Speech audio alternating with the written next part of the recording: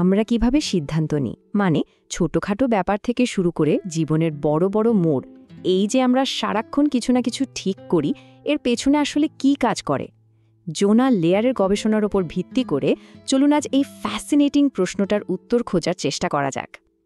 যুগ যুগ ধরে তো আমরা এটাই শুনে এসেছি যে ভালো সিদ্ধান্ত মানেই হলো ঠান্ডা মাথায় যুক্তি দিয়ে ভাবা। আবেগ তো এখানে শত্রু, কিন্তু কি হবে যদি এই ধারণাটাই পুরোপুরি ঠিক না হয়?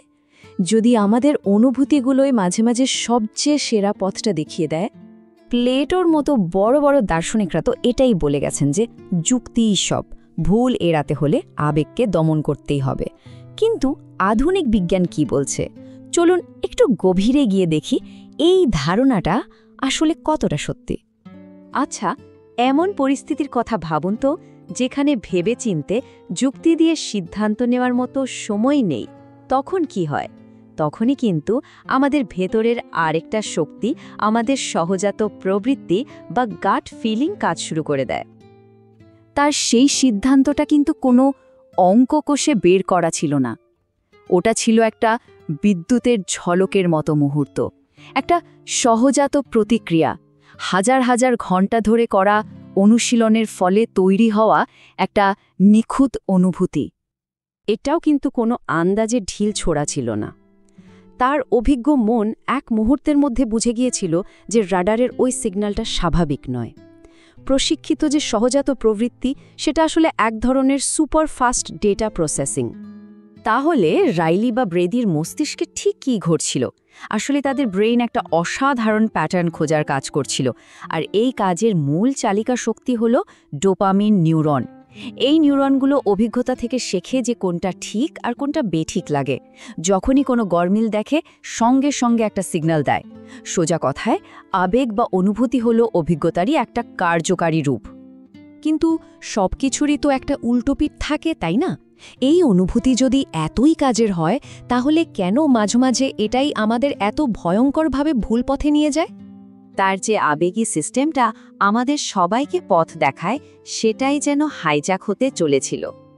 ভাবা যায়, এই বিপুল পরিমাণ অর্থ অ্যান হেরে গিয়েছিলেন স্লট মেশিনে। যার আগে জুয়া খেলার কোনো ইতিহাসই ছিল না, তিনি ওষুধের কারণে এক মারাত্মক আসক্তির শিকার হন। কি হয়েছিল আসলে?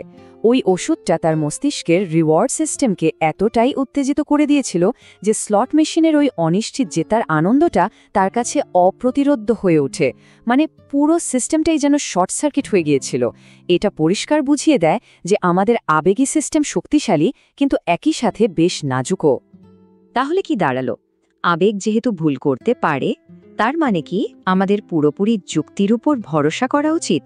আচ্ছা, ব্যাপারটা কিন্তু অতটাও সোজা সাপটা নয়। ধরুন, একটা মজার পরীক্ষা করা হলো। একদল লোককে বলা হলো শুধু চেখে দেখে নিজেদের পছন্দের জ্যামটা বেছে নিতে, আর অন্য দলকে বলা হলো ভালো করে চেখে খুঁটিয়ে বিশ্লেষণ করে কেন কোনটা ভালো লাগছে সেটা লিখে তারপর বেছে নিতে।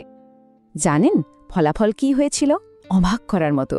যে দলটা অতিরিক্ত বিশ্লেষণ করেছিল, তারা বেশিরভাগ ক্ষেত্রেই তুলনামূলকভাবে খারাপ স্বাদের জ্যাম বেছে নিয়েছিল। অতিরিক্ত চিন্তা করতে গিয়ে তাদের সহজাত বা স্বাভাবিক পছন্দটা হারিয়ে গিয়েছিল।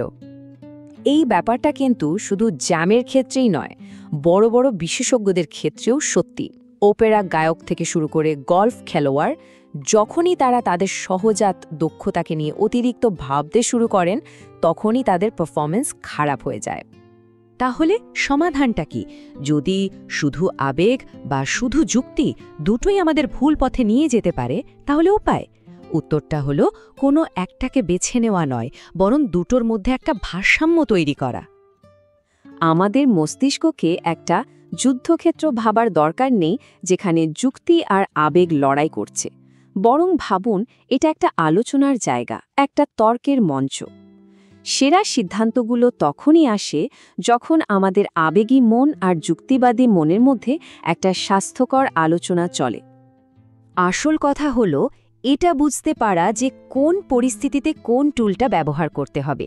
যেমন ধরুন, বাড়ি কেনার মতো জটিল বিষয়ে যেখানে অনেকগুলো ব্যাপার একসাথে কাজ করে, সেখানে আমাদের আবেগী মনটা অনেক তথ্য একসাথে প্রসেস করতে পারে। আবার ধরুন স্টক মার্কেটের মতো পরিসংখ্যান নির্ভর বিষয়ে আমাদের যুক্তিবাদী মনটাই বেশি কার্যকর। আর আমরা কিন্তু এই সিদ্ধান্ত নেওয়ার ক্ষমতাকে আরও উন্নত করতে পারি। কিভাবে? যেমন ভুল থেকে শেখার চেষ্টা করে, নিজের মতের বাইরের কথাও শুনে, অথবা নিরাপদ পরিবেশে অনুশীলন করে। ঠিক যেমন এভিয়েশন ইন্ডাস্ট্রি ককপিট রিসোর্স ম্যানেজমেন্টের মতো সিস্টেম তৈরি করে পাইলটদের ভুল করার হার নাটকীয়ভাবে কমিয়ে এনেছে।